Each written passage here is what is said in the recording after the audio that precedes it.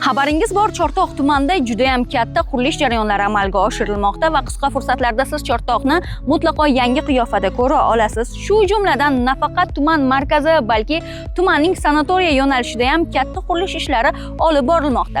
Men turgan joy Soy qirg'oqlari hisoblanadi va bu yerda B yo'lakchada ham piyodalar uchun eko yo'lakchalar, velo yo'lakchalar tashkil qilingan. Qurilish ishlariga 36 million dollar mablag' sarflangan bo'lib, 18 oy ichida qurilish jarayonlari to'liq yakunlanishi ko'zda tutilgan.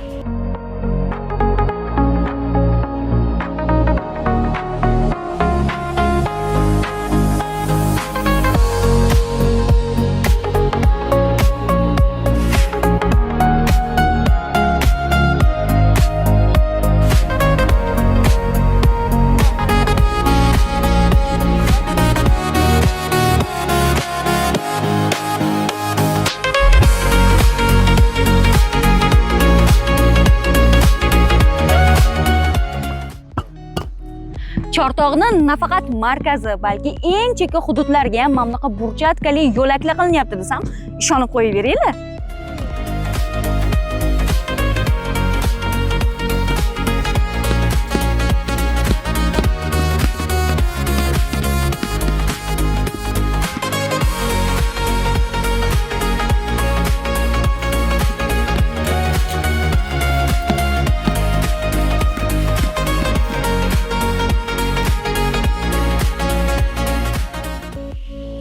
Ayni paytda bu eko yo'laklarni barpo etish ishlari Chortoq sanatoriya ko'prigidan Gulshan sanatoriya ko'prigigacha 1,4 kilometr masofada amalga oshirilmoqda va jarayonlar davom etmoqda.